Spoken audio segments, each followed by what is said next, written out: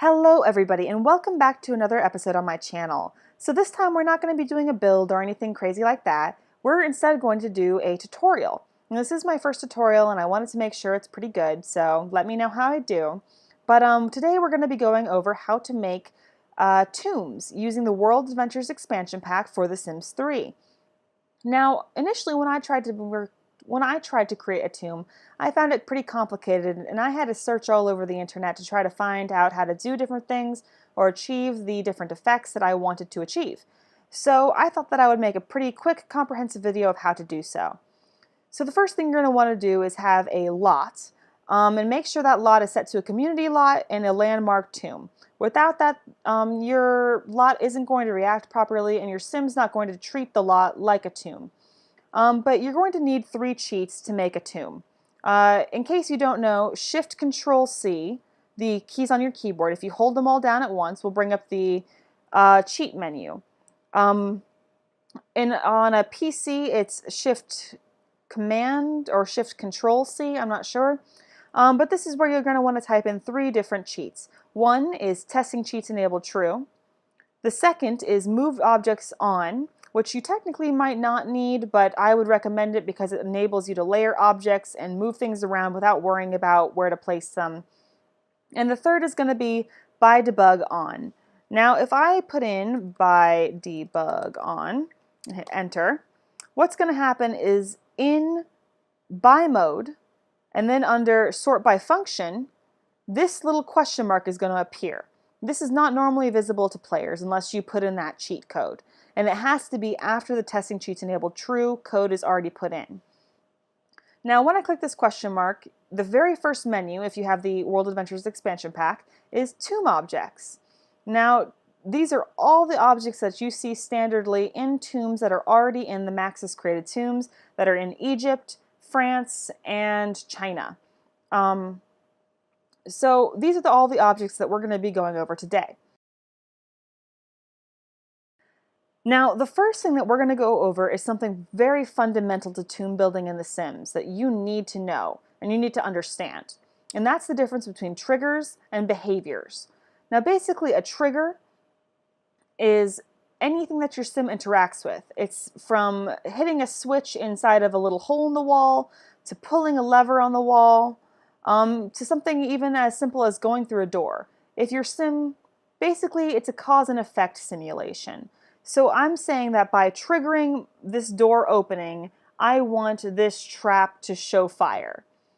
Now, a behavior, like I said, is anything that shows upon that trigger. It's going to be unlocking doors, making floor switches visible again, or disarming traps even.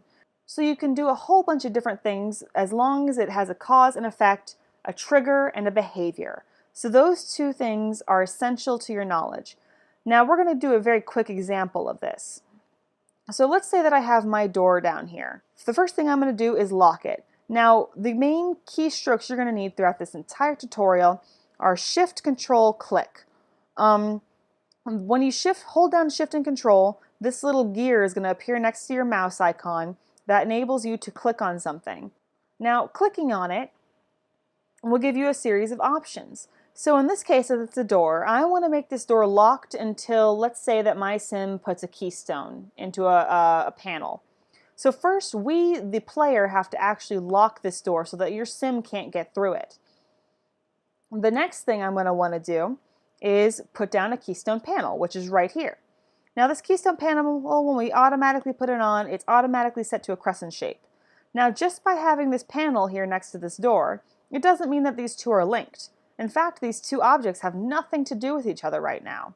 You have to, as the player, and the builder in this case, actually connect these 2 objects so that they can interact with each other.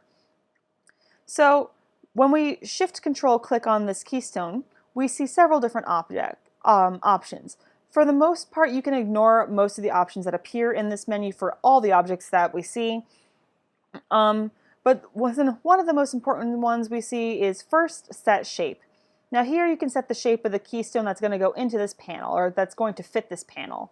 So you can make it crescent, heart, or star, or any of the other named keystones in the game already. Now remember that At a star keystone, if I set this to star, there's going to have to be a star keystone somewhere on this lot, or that in your Sims inventory that they can put in here, because otherwise it's not going to match. You need to make sure you remember those names, remember what you put in. So the next thing I'm going to want to do is go back into this menu, and you'll see basically these three options, clone, reset, and delete, are on all objects in The Sims. Just ignore it. And also thumbnail camera, ignore that as well. Those are pretty much irrelevant to this entire tutorial. But what you want to worry about is triggers and link triggers. Now, these are very different options. You'll also see a similar looking menus on other objects that are called behaviors, or I'm sorry, that are called activated behaviors and link activated behaviors. So exactly the same as these. Now, what the plain menu, in this case triggers, or activated behaviors in another menu, what this is just, it's kind of like just a visible look at what's going on with this object. So right now there is nothing going on with this trigger, this keystone panel, so nothing's going to appear. If I draw links, we'll go over that in just a second. Insert in the keystone, for instance, is a trigger that we haven't set up yet. So basically this menu is kind of irrelevant right now. What you want to worry about is the link triggers option. So remember, link is a very important word. You want to make sure to use that option. So when you click link triggers, you get insert keystone. Now for other objects, there is more than one option here that you can choose from. But because this object, this panel, only has one trigger involved with it, that's the one you click on. So insert keystone. So right now, by clicking that option, the game, even though I can't see anything and there's no menu that appeared, the game says, or is saying, that right now I have a trigger. I have a key in my digital hand and I need to make that key assigned to a lock. So, and I of course want that lock to be this door here. So first I have to shift control click this door, and you'll notice that I don't have the same options right away as I do on this guy. I don't have triggers and such. But I do have add the ability to add triggers and activated behaviors. That's the option I want to click. So now if I re-click the door, the activated behaviors and other options have appeared. Now again, I want to make sure I click this link button, link to activated behavior. The link word is very important. And you'll notice there's two here, right? Lock and unlock, because those are two things that can happen to this door. Well, right now it's already locked. I've locked it as a builder, as a player. I want my sim to be able to unlock it. So by putting in, so what I'm saying by clicking this button here is that when my sim puts a keystone into the key panel, it's going to unlock this door. Now, if I hold my cursor over any one of these two objects, you'll notice a link appears. So for instance, if I move this keystone over here, the link stays, and there's an arrow pointing. Now these arrows are not visible in game or in live mode. They're just visible right now with by debug on. And now I can see that this panel is linked to this door. Now they're going to interact with each other. They're not just separate objects, they are interwoven. Which brings us back to the regular triggers menu. So remember, there was the difference between link triggers and just regular triggers. So this is just kind of like a list of options. These sets of, what do you call it, menus are just showing me what this keystone panel can do. So for instance, if I draw links from triggers, that's basically going to make this pink line appear. It's going to show me all the links that are attached to this panel. If I put draw all links on lot, basically all the things that look like this pink line, or that are, if I have multiple things attached all around this lot, are going to appear all at once, and I'll be able to see them all.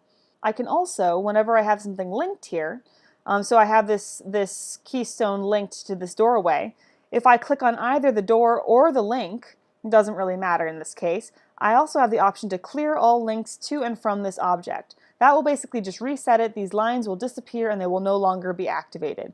So I can do that on the door, or I can do that on the keystone panel. Right? So now I wait a second, and now if I hover over it, there's no links and they're no longer activated. So let's say that I'm trying to do two things at the same time, make two links. Because a lot of times when you're building a tomb, you're going to end up getting lost up, or you're doing two rooms, or you're running by to do something and you suddenly remember you forgot to do a link. So let's say that I was in the middle of linking these two doors again. So again, I'm going to do link triggers, insert keystone, and then suddenly I hover over here and go, oh, I forgot to link this keystone panel with this door. Oopsie daisy, right? So suddenly I want to go and make this one my trigger. Well, uh-oh, there's no option for link triggers. There's only just triggers down here. Well, what happened to link triggers, right? Well, basically that's because the game is you already told the game that this trigger is set as the trigger to remember, basically. And it can't remember more than one at a time. The only way to get rid of that really is to go ahead and set it up to a linked activated behavior. Or, if you can't remember where you are, if you're in your tomb and your tomb's huge and you're lost, so basically you can click on any tomb object or activated object in the game, whether it be this door, this keystone panel, and you can say reset current link. And that's going to basically say that the link that the game is remembering that was this keystone, it's not remembering any keystone or any trigger anymore, and you're free to come over here and link the trigger to insert keystone and link it to this door to unlock. Did I already lock it? No, I have to lock the door. Don't forget to lock your door, otherwise it's not gonna do anything. You have to remember to put the objects, every time you put an object down in your tomb, you need to remember to put it down in the way that you want it to be seen the first time a sim walks into that room. So for instance, this door, by setting up this link here, is not going to automatically be locked. Even though this keystone will unlock this door, it's not going to do, it doesn't matter because the door will already be unlocked unless I go into here and actually tell it to be locked. So now we're going to explore the various different types of triggers in the game. Because there are a lot of different kinds of triggers that you can play with that are all in this menu down here. Now, of course, we've already looked at the generalized keystone trigger. You can also use the hole in the wall or hole in the floor triggers, which are exactly as you know them to be. They're pretty simplistic. So you can link the triggers to the hidden switch inside or not. Now, for these two kinds of triggers, you don't actually have to have them have hidden switches inside. They can just hold treasure if you want. We will get to treasure a little bit later in this tutorial, but just so you know, these holes can hold treasure as long as you hit the treasure component option. We'll go over that a bit later. Another kind of trigger that you can have in the game are floor switches, which we see here. Now, floor switches, you can have either this option, or you can actually go into toggle view style, and it will give you this gear looking one that we're used to seeing throughout tombs. So you can have either style for your tomb, doesn't matter which. They will both activate the same exact way until you tell them to activate otherwise. Now, a quick side note about floor switches. When you set up your floor switch, let's say that I want this floor switch to, I don't know. All right, let's say that I want this floor switch to make this wall switch appear. So I'm going to hide this wall switch, right? If I go ahead and link this trigger to step on and then link it to make this appear, so that's all connected. So if my sim steps on this switch will stay down even if they get off. My sim can walk around and this thing will appear and it'll all be hunky-dory, right?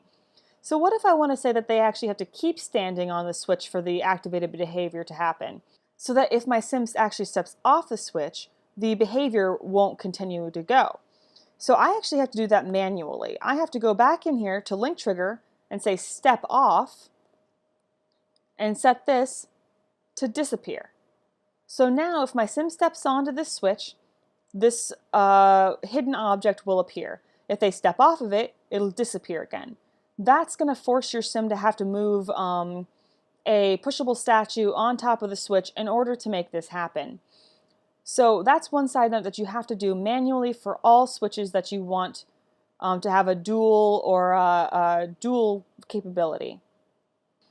You can also put triggers inside of dive wells, which we have here. So the same kind of thing as adding a trigger inside of this switch on the wall, you can add one inside of the dive well.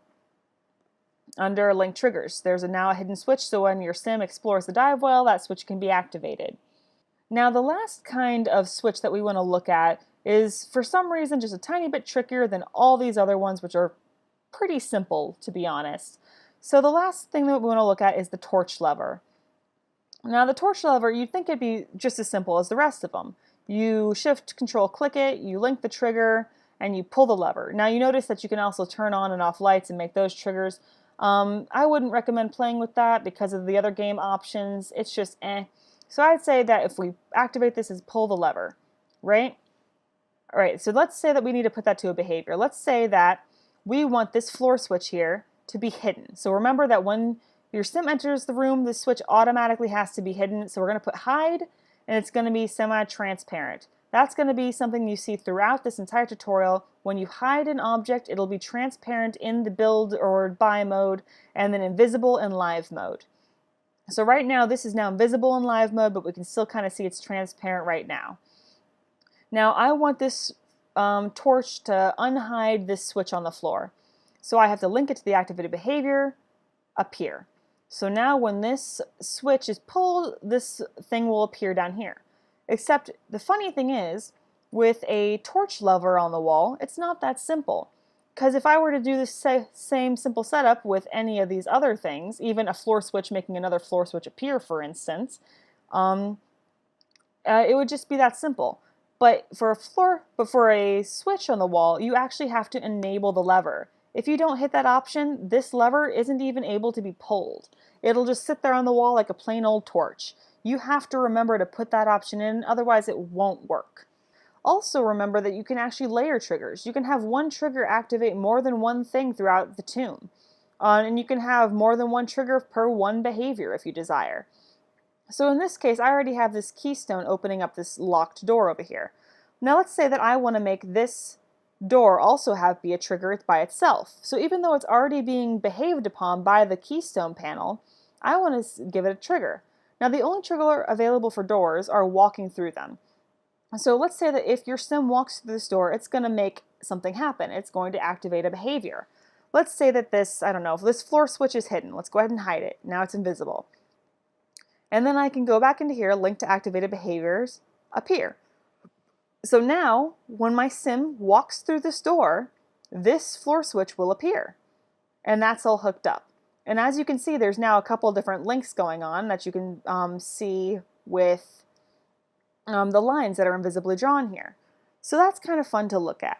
Now, there are several different kinds of triggers you can use. You can use for rubble, for instance, if there's the trigger of clearing the rubble can activate something. There's an option for opening up treasure chests. Once the chest is open, there's the option for a trigger. So link triggers is still here. See insert keystone or open them. While we're talking about triggers, there's another one that we need to worry about. And that's this one right here. The hidden trigger panel. It's green. It's, well, bright green. I don't know why it's so invisible there, but it's bright green. And basically this thing is completely invisible in real time in live mode. You can't see it at all. So yeah, you don't need to worry about that. Basically, this is just a trigger. It doesn't do anything. It doesn't have any activated behaviors. It's just a trigger that can do, for instance, what I've used them for instance, is if my sim opens a door and then walks into a room, I've used it that if they walk, let's say that they've unlocked this door here and they're going to walk into this room, right? Now, as soon as they walk into this room, they're going to step on this green panel without realizing it, of course. There's nothing they can do about it. That's just the Sim's animation.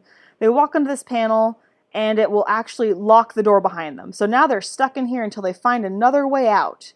Now, that's one of the ways that I've used these green panels for. And they work exactly the same by linking triggers to them. So that's as simple as that. That's what these green trigger panels do. Now, since we're all done talking about triggers, we should go ahead and talk about the main, one of the main collectible objects or sources of the triggers are these keystones, which you can get out of the Buy Debug menu. When you put it down, it automatically comes out as a crescent keystone, but if you shift control click it, you can set its shape to crescent, heart, star, or any of the named keystones you can think of. Remember that it should match whatever things that you want to have for your panels. Otherwise, it's not going to work out very well. Now that we've finished the most expansive part of tomb building, we're going to move on to treasure. Now, treasure is a pretty big part of tombs, I'm sure that you can imagine. So right away we see in our Buy Debug menu that we have 3 different kinds of treasure chests that we can use, each representing the different country that already comes with the expansion pack. So this is probably the primary way of getting treasure into your tomb. So I'm just going to slap one of these down. Now when we shift control click on a treasure chest, you'll notice several different options have come up. Of course, just like always, you can make it a trigger as well, that by opening the treasure chest something else will happen. But first of all, we want to make sure that we have a treasure to actually go into this chest, whether that be anything from dried food to different kinds of nectar to a whole bunch of money. You can pretty much put anything you want inside this chest. But the first thing you have to do is go up to this option. Set treasure chest info currently set to. So right now it's set to nothing. There's going to be nothing in this treasure chest. If your sim opens it, it's going to be blank and disappointing. So you have to set this option. Now you'll notice a whole bunch of different options here. Ignore most of them. What you want to worry about is the 1 item, 2 items, 3 items, and so forth. Now the things in between here, crescent locked and so, don't work. I want to repeat that they don't work. Apparently during coding or whatever it was that the sim creators that EA or Maxis did, when they put out the World Adventures expansion pack, they probably just forgot to connect a certain string of code or something. I'm really not sure how it works and I don't know how to fix it. I wish I did. But basically, you know that throughout your tombs there's the option or the existing option in existing tombs out there for a treasure chest to be locked, and your sim has to put in an actual keystone to unlock that treasure chest. You can't do that as a creator, as a builder. That's what this option would do. By putting on a crescent lock, it's supposed to make a little lock appear on your treasure chest. It doesn't, however. It just does not work. Like I said, that string is broken, or that string of code is broken. So you can't do that option, unfortunately. So don't lock things in treasure chests because you can't lock them, which is unfortunate, but I wanted to let you know that that is what that does. So the other options that we see here, however, the ones that we're going to look at are 1 item, 2 items, and so forth. Also, I would ignore these keystones down here because you shouldn't have to worry about those at all. But let's say that we have 5 items in the chest. That's exactly how it sounds, that no matter what, when your sim opens this chest, there's going to be 5 items for them to take. That's a whole bunch of loot. I wouldn't recommend overindulging your sims in your tombs. It kind of makes it more fun if they're limited on what they get.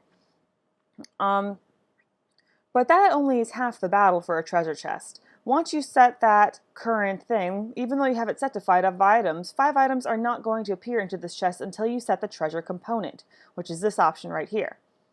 Now when we click on treasure component, you get 2 new settings. One is set one-time treasure info, and the other one is set regular treasure info.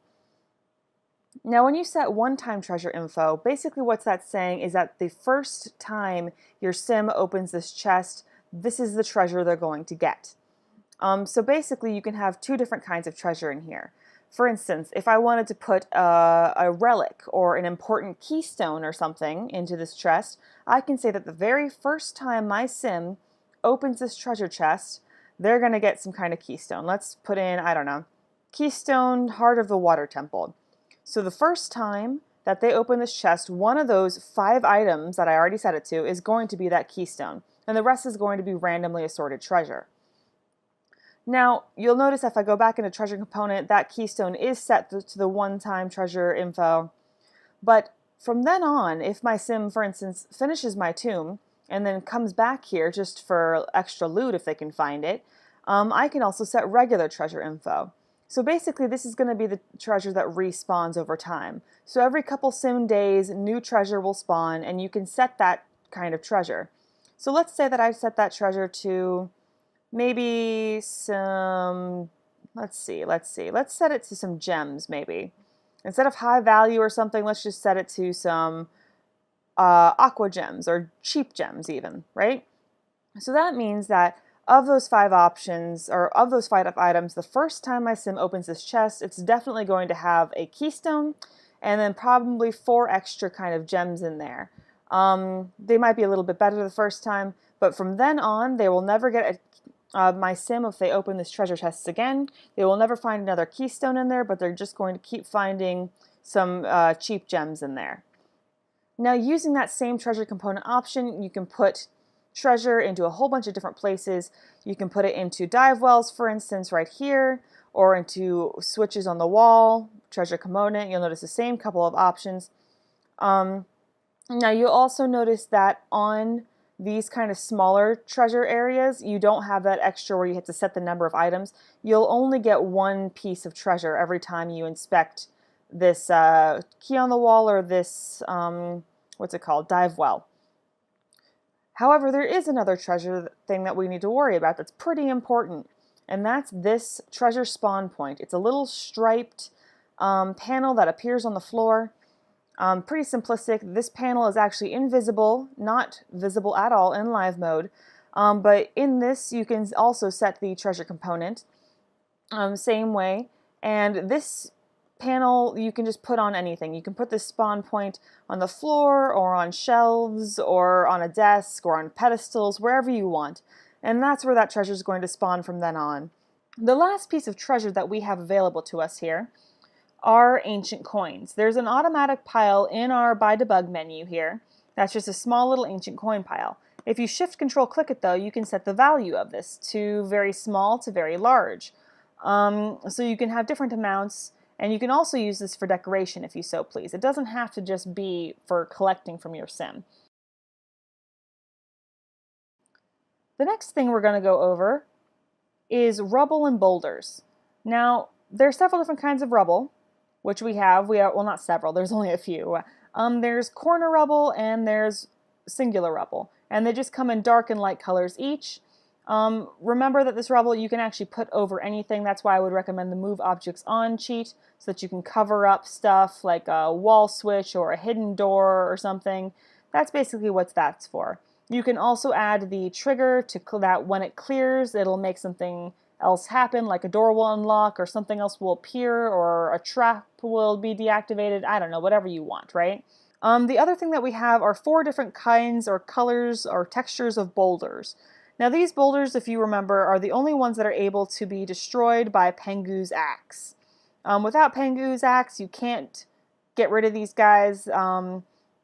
Otherwise, it's not going to work. I generally don't use them because of that, because what if somebody just gets this and this, or gets my tombs and they haven't gone through China or something, and I wouldn't want to have to include Pengu's axe, which actually is available here in the by debug menu. It's just not efficient for a player to have grab this unless it's part of your tomb. So I wouldn't recommend using boulders unless you really want to or are going to have that axe available right off the bat. But those options are there. Now we're going to move on to dive wells. So dive wells are, again, pretty simple. We've already gone over how a dive well can have treasure inside of it, and it can have a switch inside of it, so it can actually link something to a behavior in the tomb. You can also, you'll notice, you can set the well color to be anything that you really want it to. You can make it crazy so it's that weird swirly thing if you desire. Yeah, and that's pretty much the big parts of the dive well. But if I want to make, of course, the most important part of a dive well is to have them connected. And to do that, of course, well, first let me put one on the outside here, so that I guess if you explore this dive well, you'll pop up here and vice versa. So to do that, it's not a trigger or a behavior. What you need to do is you need to make this an uber warp well. Now, to be perfectly honest, I don't know what a regular warp well does. I thought that maybe like an uber warp well might have gone from one lot to another, but it doesn't. Basically, the warp well option is null and void. Don't use it. It doesn't matter. It's worthless to you. The only 2 options for these that you want to worry about is not a warp well and uber warp well. So in order to connect these 2 warp wells, or dive wells, I need to make this an uber warp well. Cancel, hang on. Well, first of all, I'm sorry about that. The first thing I need to do is change the well's name.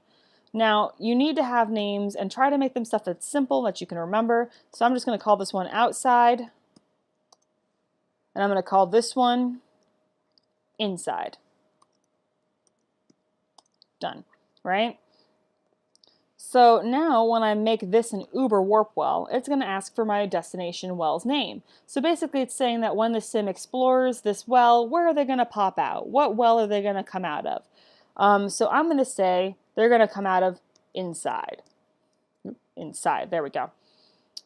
Enter. So now this well is connected to this one. However, this well, the reverse trip is not there. If your sim explores this well, they'll pop up inside the tomb and get on going. But if they dive into the well on the inside trying to come back out, they won't be able to because I haven't set it up yet. I actually do have to go into the inside well here and make that an uber warp well as well and put in the outside name. And now they're connected. Now you can go vice versa between warp wells. But that is the essence of warp wells. That's how they work. That's everything about them. Now the next thing I'm going to go over is traps, which are a little bit more complicated to do. Now there's two different types of traps that you can see here. Traps that are on the wall and traps that are on the floor. So we're just going to use one for our example here. So that's the standard trap. There it is. It's put out. Whoop-de-doo, where to go. Now we're going to look at some of the options that are available for traps. The first things that we're going to look at is not disarmable and disarmable. So these two are exactly as they sound. If you make it not disarmable, that means that if your sim, which is the standard by the way, if your sim tries to disarm this thing, it's going to be like, whoop, no you can't do that, and your sim's going to jump back and you won't be able to. You could also make it disarmable so that if your sim goes over and plays with it enough, it'll go pa-chink and make it deactivated and everything will be great. So those two options are there for you. Now the next menu we want to look at is set trap type.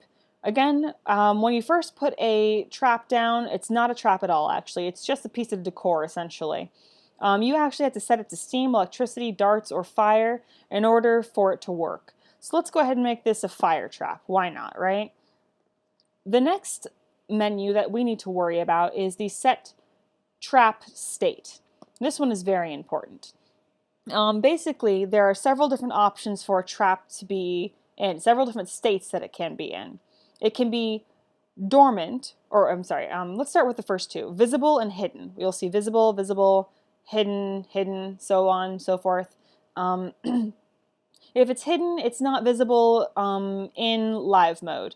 And if it's visible, it is visible in live mode, without the sim having to interact with it, of course. You also have dormant and armed, and firing, actually. So if the trap is dormant, that means that it's not going to activate even if your sim walks over it. If I set it to dormant and hidden in this case, it's going to go see-through. Remember that this is actually going to be invisible in live mode. Right now it's just see-through because we still want to be able to see it while we're working with it. But while it's dormant, my sim can walk straight across this floor pace and they won't get fired and they won't get burned. They'll be perfectly fine until something else makes this trap appear. I can also set it to armed and hidden. So now it's invisible, but if my sim walks across it, they're going to go and get electrocuted or whatever it is going to get. So remember, armed means that it's not firing. It just means that it's ready to shoot. While dormant means that no matter what you do to it, it won't shoot until you actually put up a trigger to make it shoot. There's also like firing invisible, for instance. That means that when your sim walks into the room, this trap is going to be going automatically. Your sim will walk into the room, it'll brighten up, and there'll be fire shooting out of the floor or darts shooting out of the wall, whatever you want, right? So let's say that we're going to go ahead and make this armed and hidden. So right now it's a hidden trap laying in wait for my sim to walk across it and get burned. Now, what if I think that it blends in too well? I mean, this is a big empty patch. I mean, what if I put like a piece of treasure right here at the end of it and my sim is going to automatically walk across it? That's kind of mean, right, as a creator. I might want to give my sim a little clue that there's something here that could hurt them. Now to do that, I want to use this white ball here. It's called a puddle/burn tile marker object.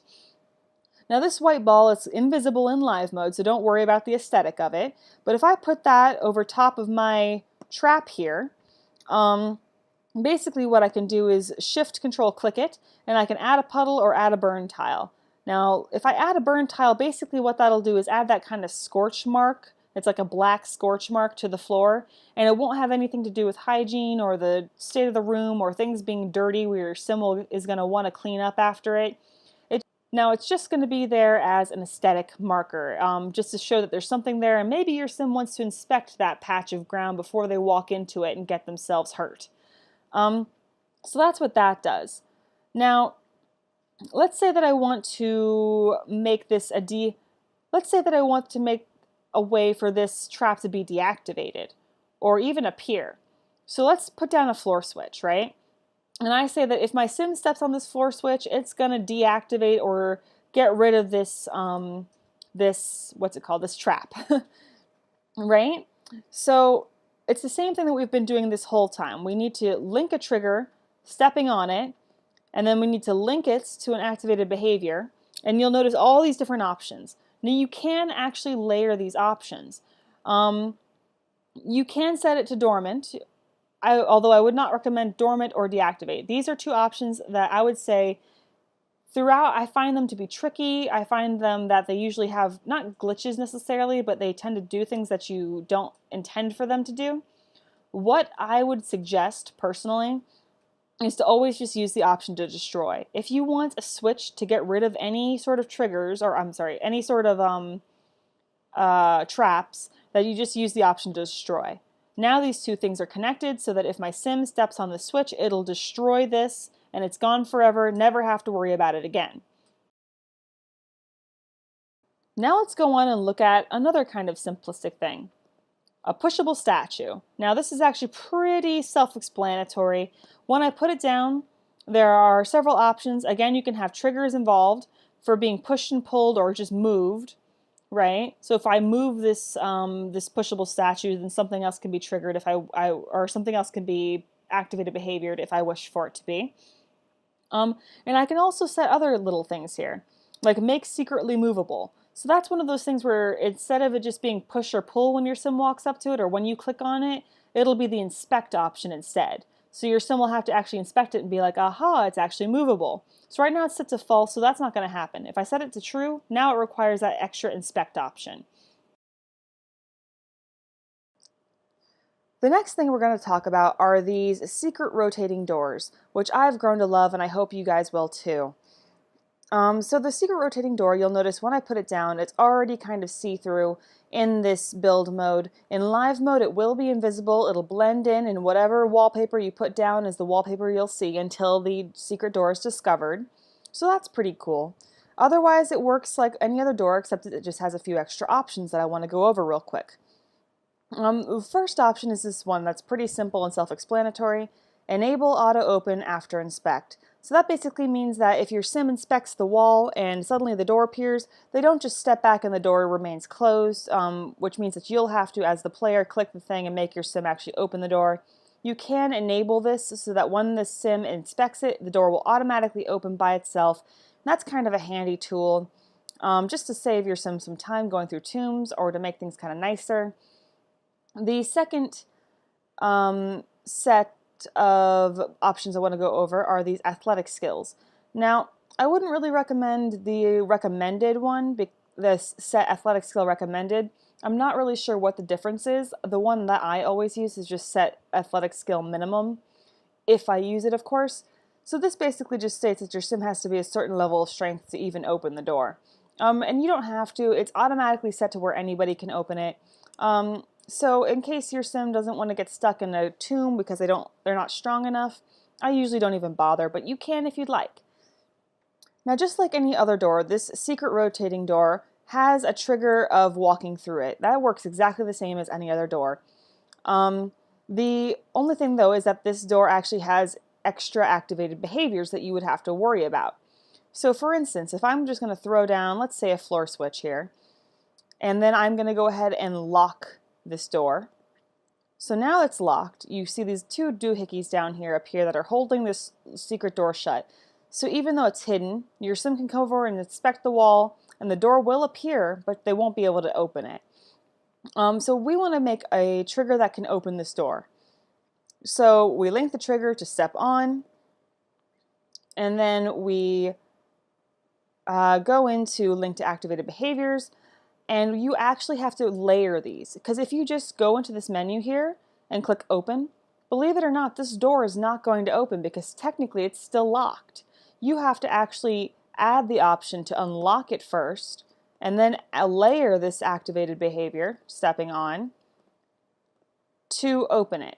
So now when the sim steps on this floor switch, this door will also be unlocked and it will open. And that's going to work just the same way. You can also make it hide or lock or anything else that you can imagine there. It's relatively simple from that point on. The next thing we're going to talk about are sarcophagi, or the sarcophagus, which we have an ornate and a plain version of. So these are the things that have mummies in them or treasure in games, or in the other tombs that we've seen. So automatically when I put this down, there isn't a mummy in it. You actually have to, as the builder, set the mummy chance. So there's only 3 options: never, sometimes, and always, which are pretty self-explanatory.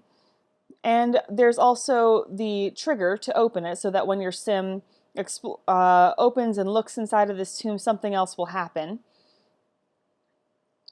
And usually that will also release the mummy. And there's also going to be one activated behavior, which is to release that mummy. So for instance, if I want to say that let's just say there's a treasure chest, right? That's going to be kind of fun. So I say, like, if I'm building a tomb and, for instance, I want to say that my sim, if they get greedy, they'll be punished by the mummy coming after them. So I can go ahead and link this trigger to opening it, and then link it to the activated behavior of release the tomb mummy.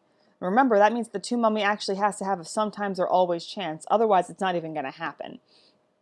So now these 2 items are linked, and the mummy will release if the sim opens up this treasure chest because they're so greedy.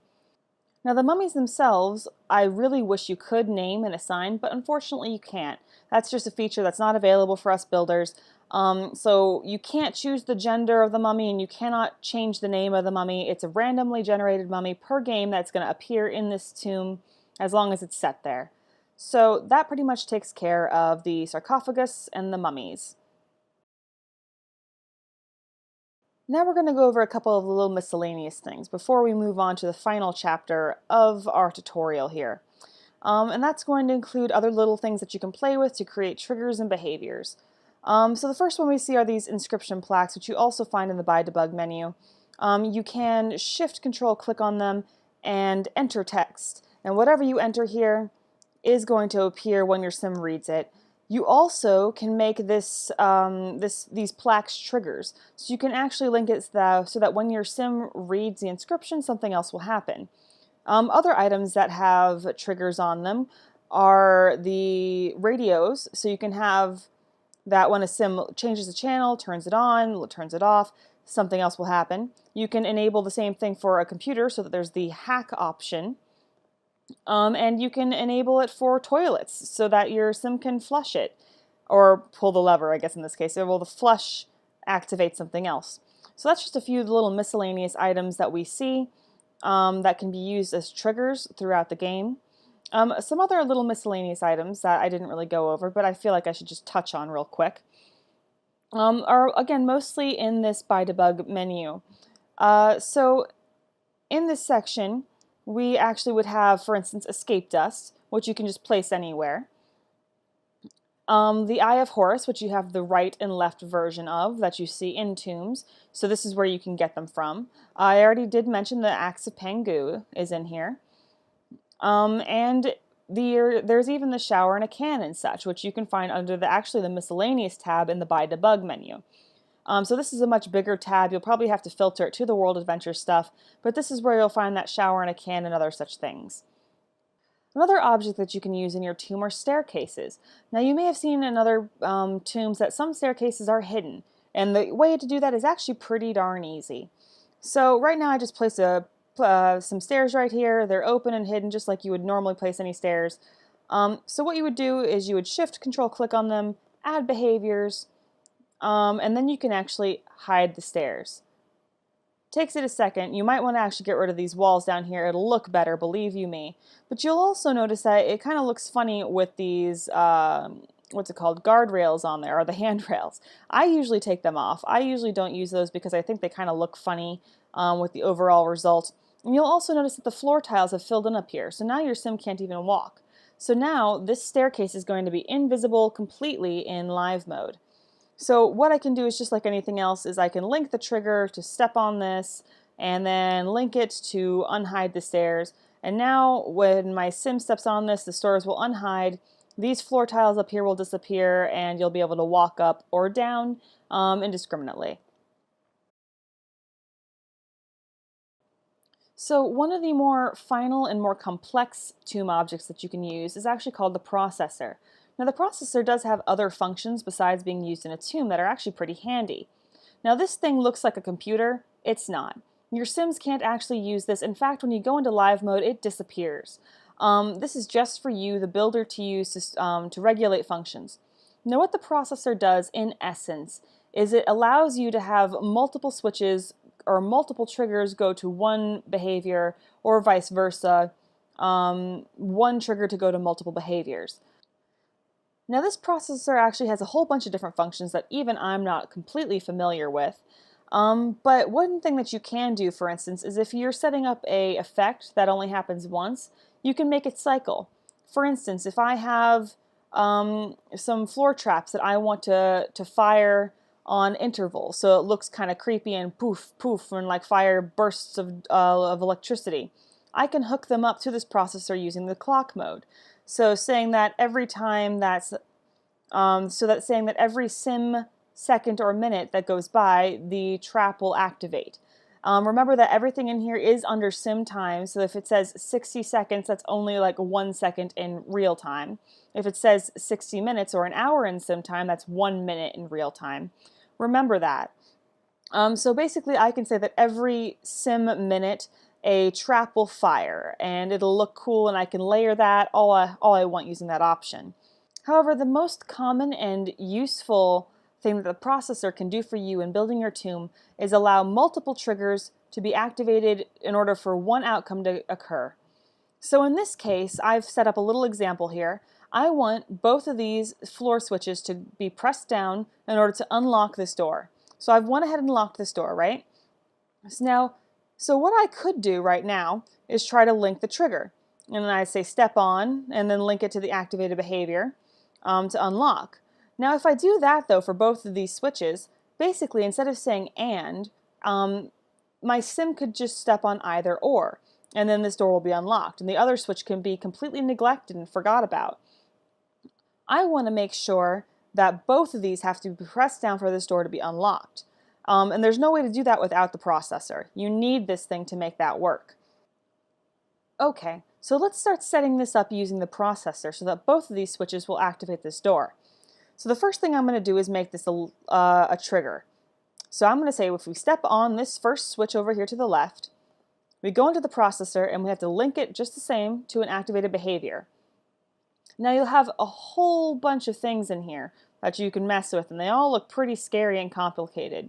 Don't worry, it's actually easier than you think. Now remember when you're setting stuff up, you always start with the number 0. Even though you can have up to 7, it says here, that's actually 8. It's 0, the numbers 0 to 8. So what you want to do is set this behavior to in 0. So that's basically saying that when this is stepped on, it's going to also push down an extra button inside this processor, right? However, I also want to make it so that this trigger here is going to need a pushable statue on top of it, right? I don't want my sim to press down on this button and then the button stays down. I want them to move a statue on top of it, let's say. I'm going to have to do that manually just like before. Link trigger, step off, and link to activated behavior, except this time I'm going to choose not in 0, I'm going to choose, where is it? In 0 reset. So that's just basically going to release the button. It's almost like it's just adding an extra computerized step to this process. Now I'm going to do the same thing with the second switch here, but except I'm going to use in 1, not 0 or 2, in 1 for that process. So step 1, link to activated behaviors, where is it? In 1, and then link to triggers, step off, link to activated behaviors in one reset. Now both of these are set up that when these get stepped on, they'll click the little button inside this processor and everything's great. Now what I need to do, however, is link the processor to this door. And I honestly just do the same exact thing that I just did. I have to come into here and say link triggers. And this is going to be out instead of in, you'll notice. So out 0 to this activated behavior, unlock, and also out 1 to unlock. So now what that's saying is that when both of these buttons are pushed down, it's just using this little middleman, this door will unlock. And the only way to push these down, for instance, if my sim steps off of it, that button won't be pushed down. Both of them need to be activated for this door to happen. And you can do that in, like I said, up to 8 triggers per processor. The processor won't show in game, so don't worry about it having to match your other stuff or the style of your tomb. You can hide it if you want under some decoration, I guess, but you don't have to worry about that. But that's the way to set up more than one trigger in essence. Now, when you kind of have everything looking good and set up and connected with all your triggers and behaviors and everything, you're going to want to make sure that you put in tomb room markers. I usually save this for last just in case I change some layouts or things get complicated. But this little silver ball right here is called that tomb room marker, and you're going to need to put one in every room that is considered part of your tomb. So again, if you have more than one tomb room marker in a room, they'll actually clash and it won't be good. Don't do that. Just make sure you only have one per room. And what this does is it basically is the reason why a tomb room is dark before your sim walks into it. So this whole room will be black and will be invisible until my sim comes in here and all of a sudden it goes da-da-da and makes a little musical sound, and then the room will light up and so will the other ones as my sim discovers it.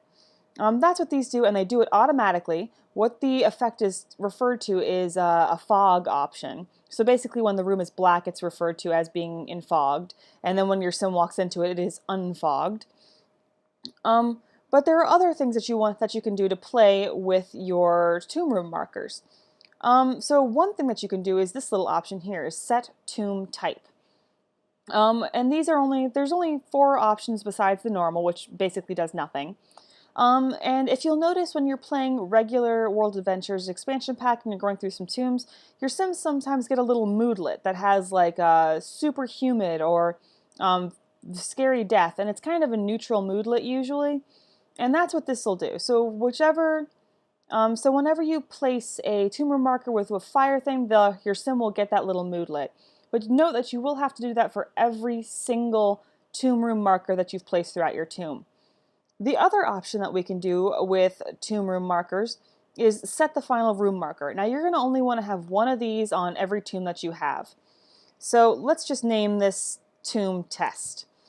So basically what that does is that you may notice that when you're playing World Adventures, your sim will sometimes get an aspiration or whatever it's called, that they want to fully explore a tomb. And that want or aspiration will only trigger if they walk into a tomb room that has a tomb room marker with the final room marker in it. So when they walk into this room, it'll be like, congratulations, you finished so-and-so tomb. Your sim is great. And then your sim will get that moodlet checked off and everything is happy. So, but you're only going to want to have one of those per tomb. A side note, however, is that sometimes I actually do build things on water lots where things kind of go underwater as far as the basements are concerned. It doesn't actually look like underwater, but that's the way it's built. Now this tomb room marker doesn't float, or I'm sorry, this tomb room marker floats. So if you try to build a lot like my tomb for Skull Rock from Peter Pan, if you try to build that on a water lot, it won't allow you to put this in a basement underground because technically that underground is underwater, according to the coding of the Sims. So what I've done is created a tomb room marker fix. So this is exactly the same as the other tomb room marker that the Maxis EA team has created. Literally, there's nothing different about it. It has the same exact functions. The only difference is that this one does not float on water. So right now you can't see any difference, of course, because I don't have any water on this lot. But if you are having that problem where you can't put your tomb room marker and it's in a basement or something, I would encourage you to grab this from my download section, and that'll help fix up your problem pretty quickly. The last thing that I want to say about these tomb room markers is that you can actually give them triggers and behaviors, just like I said, or I think there's only actually behaviors on tomb room markers. So let's say, for instance, that in this room, you'll notice I've placed a smaller room off here to the side, and I've just put some windows on it. So in this case, let's imagine that when my sim walks into this room, they're never going to go in here. This just has something for decoration. Maybe it has some like burning stuff, or I don't know, or maybe some sparkly things on display. But your sim's not going to be able to go here, and it's just for show. It's just for decoration. But I want it to be invisible until my tomb gets in, or until my sim gets in here, right? So I need to make sure that when they walk through this door, it's going to unfog this room as well as this one, even though my sim's never going to actually walk into this room. So you do that just the same as you do any other linking triggers. You have to add the ability to add triggers and behaviors. Same thing to the door. Link triggers, walk through, link to activated behavior, unfog room. And now when my sim walks through the door, it will automatically unfog the big room as well as the show display room here. So that's pretty useful sometimes, and you're going to have to do that. It also helps, like, if you can also link it for floor switches and such to unfog rooms if you want to. But that's all up to you and the creative process. Okay, so let's say that I've finished my tomb. I have everything set up, all my links and behaviors done. It's all laid out and everything is decorated and beautiful, right? And I even have my tomb room markers in there. I should be done, right? Well, you might actually not be. This is something that you want to do that I even didn't know about in the first place either. And I feel like it's something that a lot of people look over when they're trying to make tombs. And that's special effects. Now, these aren't as complicated as you may think they are. Basically, what it is, it's saying that if I'm in game and I step on a panel, right? Do you remember those little yellow lights that'll come out and they'll dance to the thing that I just unlocked, like the door or the panel that just appeared somewhere in another room? Those little magical dancing fireflies don't happen automatically. Again, you as the builder have to make them happen. And the way to do that is to go to any object that has a behavior attached to it, not the trigger in this case, the behaviored object. That's going to be this door here in this case. And I actually have to go into, for the first time, not the link triggers, or I'm sorry, not the link button, or if there were a link activated behaviors, not that button. I go straight into the activated behaviors, no link. And this is the first and really only time that we're going to use this is in the effects menu. Now I'm going to say that when this thing is unlocked, for instance, I turn on cause and effects. Now nothing visibly happens right now. That option just got switched, but now that those effects are turned on for that behavior, when that behavior gets activated, in this case when this door gets unlocked, those little lights are going to dance over to this door and show me that it was unlocked. This is helpful if I have a floor switch that's on the opposite side of a build. So that if I'm really zoomed in and I can't see what's going on, or I can't see that door being unlocked, those lights will lead me to the way and everything is good. Now remember that in order for those lights to appear, you have to do that on literally every single behaviored object that you've set up. That's every single door, every floor switch that's going to be unhidden. You have to turn that special effects feature on. Otherwise, it's not going to show up, you're not going to get those lights, and your player might get lost. The second set of special effects animation that we have is actually one that we notice all the time, but it's trickier than you may think. And that is when you're playing, have you ever had your sim walk into a room and there's a text box that appears up here with a little cute message, maybe about Egypt or China, whatever it was? Well, that is technically considered a special effect, that text box appearing. And the way to do that is not as simple as you'd think. So let's say, for instance, I want my sim to walk through this door, and I want them to get a little warning about the mummy up here. Now, my first instinct is to go ahead and put that text box onto the tomb room marker so that when my sim walks into here, it'll show up automatically. So that's my first instinct. So what I would actually do here is I would go into my tomb room marker, give it some behaviors, and I would go into activated behaviors and make sure I turn on the cause and effects button, because without it, it won't show up. And then I actually have to go into set TNS on activation. Now I don't actually know what TNS stands for, it doesn't really matter. When I click it, I can put my little message here, mummy, oh my gosh, I'm going to warn them about that mummy, right? But we're still not done, because don't forget that the only way a behavior can activate is if it's triggered. So I need to give it a trigger. Let's say that I'm going to link this trigger, walk through, link to activated behavior, unfog room. And now, theoretically, that message should appear when my sim walks through this door and unfogs this room. Unfortunately, it's not that simple, because for some reason, this tomb room marker is automatically being unfogged when a sim walks into this room, right? So because there's two conflicting things there, this room being unfogged by the sim automatically, and the unfogging that I've already placed in as a manual builder, are actually interfering with each other. Therefore, that message won't appear up here.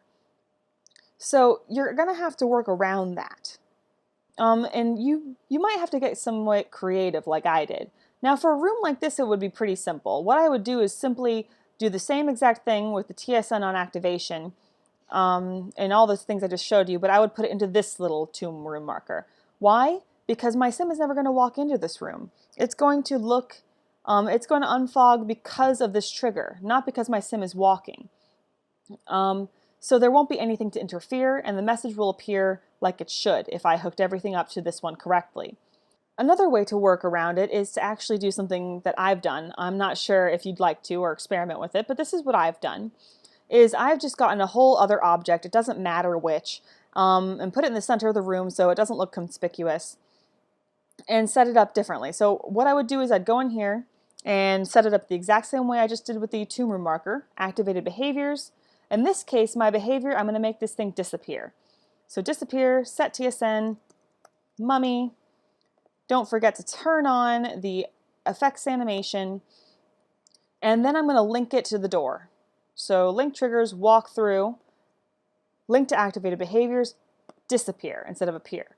So now when my sim walks through this door, this trigger on the floor, which does nothing, is going to disappear. So basically, this trigger is just a stand-in. It literally does nothing except for gives me that text box up here in the corner that's going to warn my sim about the mummy. So you can do that if you'd like. You can actually make it useful, of course. You can link text activations for other stuff as well, but it needs to have a trigger and then the activated behavior in order for it to work, and those options need to be checked on. Otherwise, you also have the option, if you go into activated behaviors, to whatever behavior you've done. You can also remember to clear your text in case you're having too much come up, or if it was wrong or you made the wrong move. You can get rid of it just as simple as that. Alright guys, I think that pretty much concludes my tutorial on how to build tombs. If you think I forgot anything or you wanted me to go over something else, let me know. If you had any questions, also let me know. I'm pretty good about answering comments. So that's it. If you're going to build a tomb, I would look forward to see your creations. Thanks so much for joining me, and until next time, bye!